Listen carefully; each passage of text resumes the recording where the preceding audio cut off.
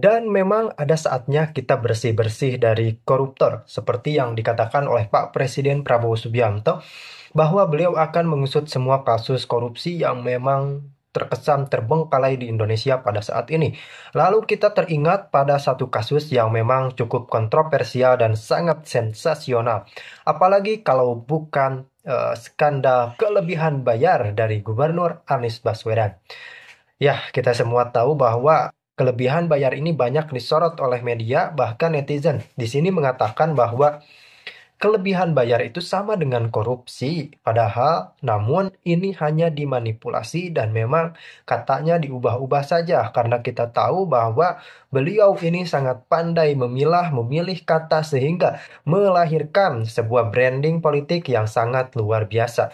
Tapi sepertinya saat ini bangsa Indonesia harus mulai belajar. Jangan hanya terfokus pada pemimpin yang membranding dirinya sebaik dan semalaikat mungkin.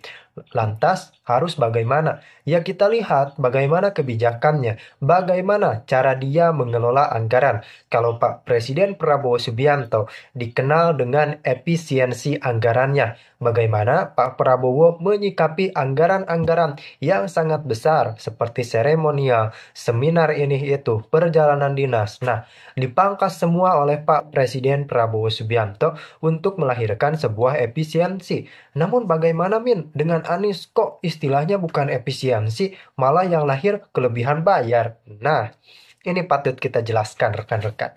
Kelebihan bayar. Jadi kelebihan bayar ini memang dihasilkan dari beberapa kegiatan yang jumlahnya sangat fantastis seperti beli iPhone 82M, kemudian pengadaan helm proyek itu nilainya di atas 50M dan bahkan ada yang menyentuh 500M.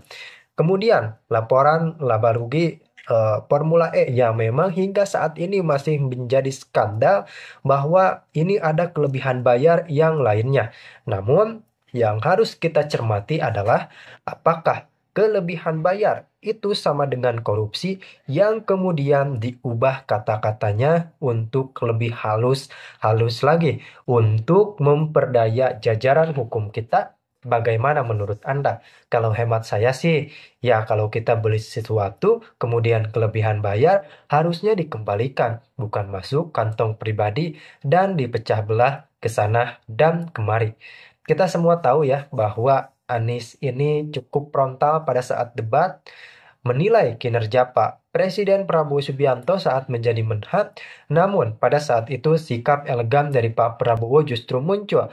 Pak Prabowo tidak sedikit pun menyangkut kelebihan bayar Anies karena memang tahu. Pak Prabowo tahu bahwa tupoksi debat ini untuk melahirkan visi dan misi yang cerdas dari kita semua, dari capres, bukan mengkuliti latar belakang yang memang seharusnya tidak masuk dalam tupoksi dan tema debat tersebut. Apakah kelebihan bayar itu masih sama dengan korupsi? Tuangkan di kolom komentar. Formula E tuntas, Anies Baswedan tampaknya akan diganggu terus. Tidurnya akan dibuat tidak nyenyak sebelum dia bisa menemukan jalan keluar untuk mempertanggungjawabkan kekacauan Formula E. Dan ini terjadi karena ada PSI. Partai Progresif ini masih terus bertanya soal mana laporan keuangan Formula E, mana. Dan itu memang layak dilakukan. Saya termasuk orang yang percaya acara itu rugi besar, nggak mungkin untung lah. Tapi itu hitung-hitungan yang didasarkan pada pemberitaan media, bukan karena ada laporan keuangan yang valid. Dan itulah yang terus dikejar PSI, partai yang pasti setengah mati dibenci Anies dan kawan-kawannya. Kini PSI mengajukan permintaan itu pada pejabat Gubernur DKI Heru Budi Hartono. Heru yang saya juga yakin dibenci Anies geng datang ke fraksi-fraksi DPRD. Salah satunya ya ke PSI. Dalam pertemuan itulah Heru diminta menjelaskan duduk perkara dana Formula E yang nilainya mencapai ratusan miliar rupiah. Heru juga diminta mengevaluasi Formula E tahun ini untuk kemudian menjaga agar kalau ajang balap internasional itu harus diadakan kembali tahun depan, acara itu tidak akan membebani rakyat.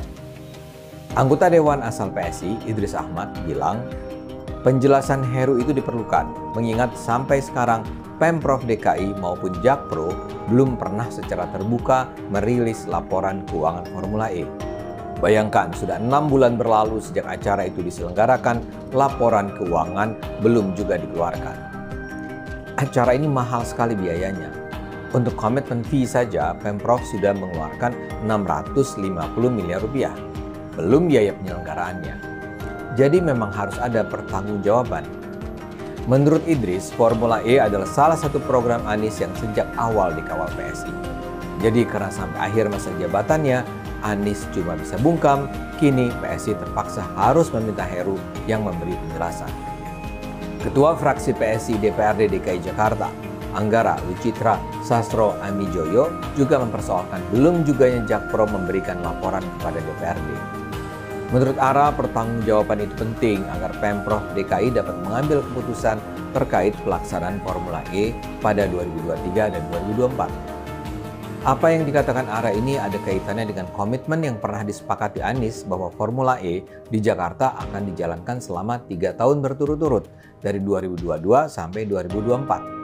Pada awalnya Pemprov DKI sudah menyepakati perjanjian dengan Federasi Otomotif Internasional atau FIA untuk menyelenggarakan balap Formula E selama 5 tahun berturut-turut dari 2020 sampai 2024. Tapi karena pandemi COVID, pada 2020 dan 2021 acara tidak terlaksana.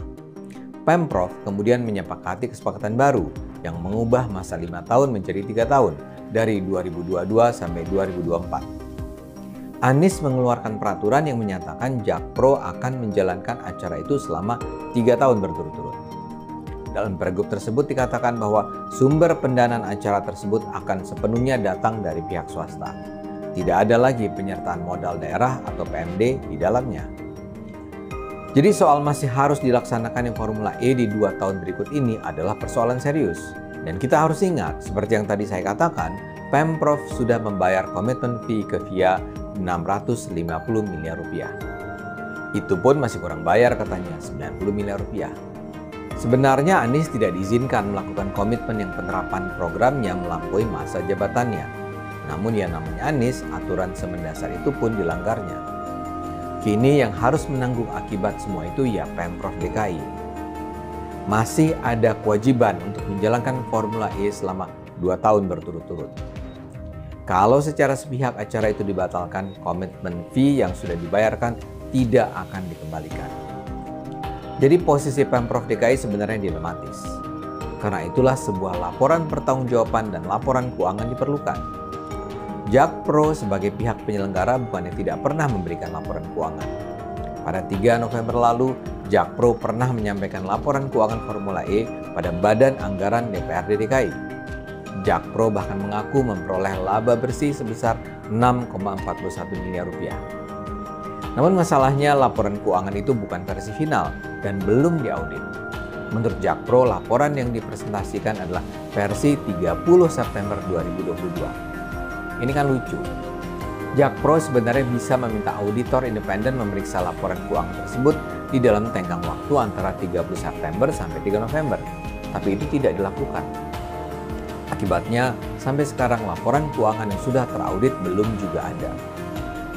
Masyarakat pokoknya harus menerima saja keterangan bahwa acara itu membawa keuntungan 6,41 miliar rupiah. Di sisi lain, laporan keuangan yang disiapkan Jakpro hanya yang terkait dengan penyelenggaraan acara. Artinya, biaya penyelenggaraan berapa?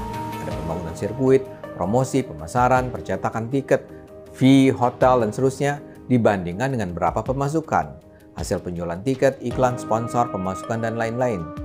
Jakpro tidak berurusan dengan komitmen fee yang 650 miliar itu. Penjelasan tentang komitmen fee harus dikejar ke Anies. Heru Budi sendiri sudah mempersilahkan Jakpro kembali menggelar Formula E dalam 2 tahun ke depan ini. Hanya saja Heru Budi mengingatkan untuk ke depan ini tak akan ada lagi anggaran pembangunan daerah dilibatkan. Formula E harus sepenuhnya dilakukan dengan skema bisnis yang ketat. Kini kita tunggu saja pertanggungjawaban Jakpro maupun Anies. Harus ada pertanggungjawaban apa manfaat bagi Jakarta sesudah rakyat mengeluarkan dana ratusan miliar itu. Kita harus dukung terus PSI untuk mengganggu Anies. Jangan biarkan Anies meninggalkan gelanggang tanpa harus bertanggung jawab atas persoalan yang dia tinggalkan.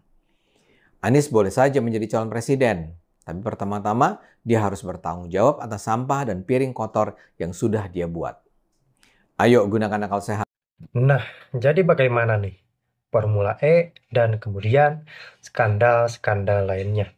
Kalau saya berbicara terkait Anies, saya selalu teringat perkataan Prof. Mahfud dalam sebuah podcast.